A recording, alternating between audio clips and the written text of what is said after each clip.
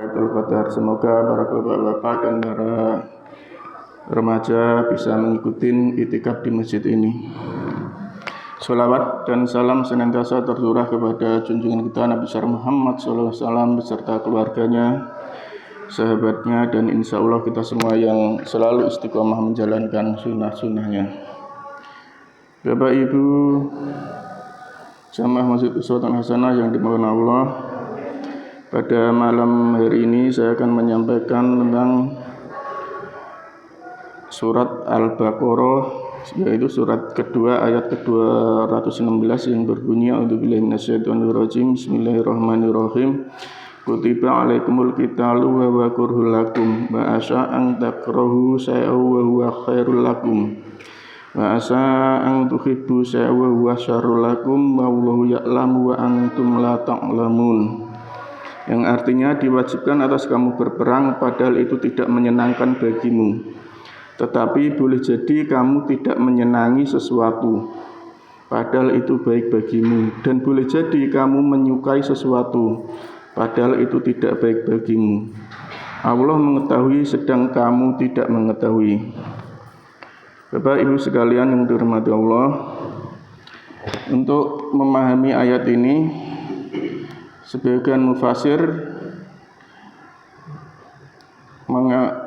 supaya kita dapat memahami ayat ini, yaitu kita suruh menyimak kisah Nabi Musa ketika disuruh oleh Allah untuk berguru kepada hamba Allah yang bernama Nabi Khidir. Tapi di surat Al-Kahfi itu tidak dijelaskan namanya ya, yaitu kisah ini dimuat di surat Al-Kahfi ayat 65 sampai 86 atau 87.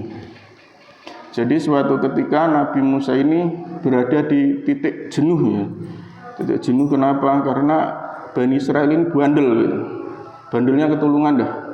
Udah diselamatkan dari Fir'aun, diseberangkan laut, suruh masuk Baitul Maqdis, masuk dengan dada tegap gitu ya, istilahnya siap perang, itu malah mereka itu masuk dengan cara mundur gitu. Jadi pantatnya dulu yang ini mundur gitu, ngeledek gitu.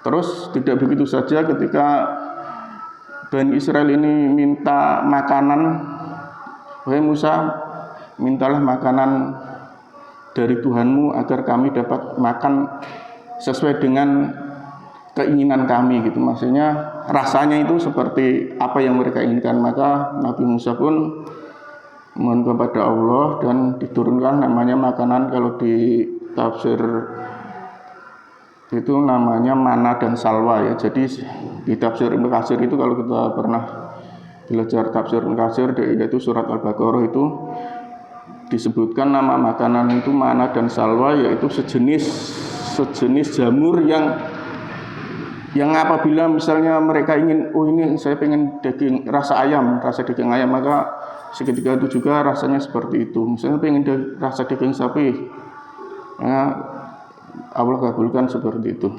Dan itu pun tidak terima juga ketika Nabi Musa bermunajat kepada Allah di Bukit Sina, karena atas perintah Allah maka ditinggallah kaumnya ini selama 40 hari. Begitu Nabi Musa balik lagi, mereka sudah menyembah anak sapi. Jadi ada namanya tokoh Bani Israel ini yang namanya Samiri. Samiri ini seperti tukang sihir ya, tukang sihir. Jadi dia membuat patung anak sapi dari emas, kemudian anak sapi ini bisa bersuara. Maka kalau namanya mereka orang-orang dablek gitu ya, maka ketika diajak untuk inilah Tuhanmu kata Samiri, maka mereka pun menyembah anak sapi itu. Sampai Nabi Musa itu, aduh ini gimana gitu ya, sampai namanya jengkel ya, sampai inilah ya. Maka kemudian Allah menegur Nabi Musa itu untuk berguru kepada Nabi Khidir. Maka berjalanlah Nabi Musa ke suatu tempat dan sebar tanda-tandanya, tempatnya seperti ini dan itu gitu. Maka beliau pun ketemu hamba Allah yang namanya Khidir ini. Kemudian setelah bertemu, maka Nabi Musa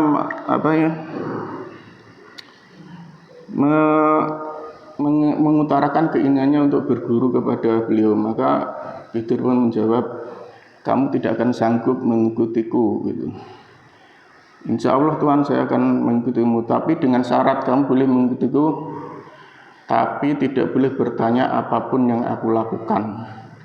Apakah kamu sanggup menerima tawaran syarat dariku? Maka karena itu perintah Allah, maka Nabi Musa pun menjawab sanggup. Kemudian mereka berjalan, mereka sampai ke suatu pelabuhan, dan ketika sampai pelabuhan itu mereka numpang ke perahu nelayan untuk diseberangkan ke seberang lautan itu. Maka mereka berdua menumpang. Sebelum memasuki pelabuhan itu, tiba-tiba Khidir ini ngamuk gitu, ngambil kampaknya. Perahu yang tadinya mulus, masih baru, licin gitu ya, masih bagus lah, tiba-tiba ditampakin gitu, dibikin bopeng-bopeng, tapi nggak sampai hancur ya, pokoknya cat-catnya itu mengelupas sampai jelek gitu. Kemudian Musa bertanya, engkau sungguh orang yang nggak bertahu terima kasih, kita sudah dikasih tumpangan, kamu malah merusak perahunya. Maka Nabi Khidir pun memperingatkan, bukankah aku sudah memperingatkanmu bahwa kamu tidak boleh bertanya apapun yang kulakukan? Maka Nabi Musa pun terdiam. Selanjutnya mereka pun melanjutkan perjalanan. Di suatu tempat mereka bertemu dengan anak kecil, ganteng, bagus pokoknya.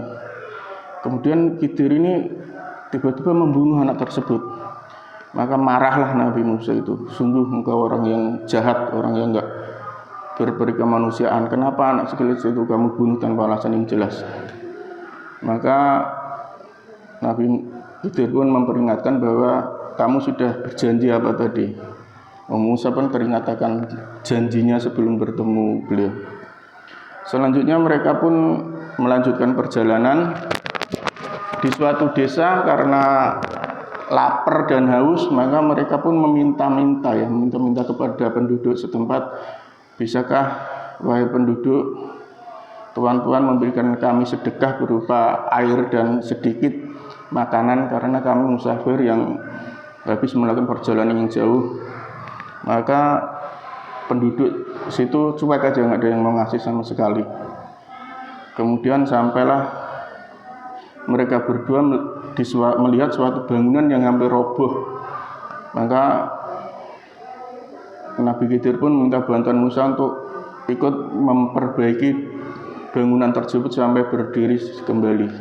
Kemudian Musa pun protes, kenapa engkau mau membantu penduduk yang sangat pelit gitu ya? Bukankah engkau bisa meminta imbalan atas pekerjaanmu ini? Maka Nabi Khidir pun menjawab, cukup, inilah akhir dari pertemuan kita. Engkau sudah 3 kali melanggar perjanjian, maka cukup pertemuan kita sampai di sini saja. Tapi sebelum kita berpisah, baiklah, aku akan ceritakan sesungguhnya apa yang terjadi.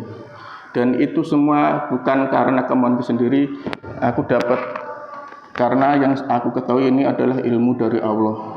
Seperti yang pertama tadi, kenapa aku merusak perahu nelayan tersebut? Karena di seberang situ, di pelabuhan tersebut ada raja yang zalim, raja yang suka merebut perahu-perahu nelayan yang masih bagus-bagus. Maka aku merusaknya supaya raja tersebut tidak tertarik untuk merebut perahu nelayan tadi, dan nelayan tadi tetap bisa mencari nafkah dengan perahunya tadi. Dan yang kedua, kenapa aku membunuh anak kecil tadi? Anak kecil itu bapaknya adalah seorang yang ahli ibadah, abid gitu ya. Dia juga ibadah, taat kepada Allah.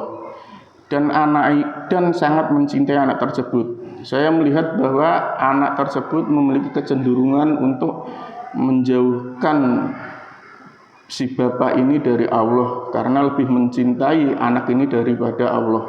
Maka aku bunuh anak tersebut untuk menyelamatkan bapak ini supaya tetap taat kepada Allah dan suatu saat memberi ganti dengan kelahiran anak yang soleh. Selanjutnya yaitu yang terakhir, kenapa aku mau membangun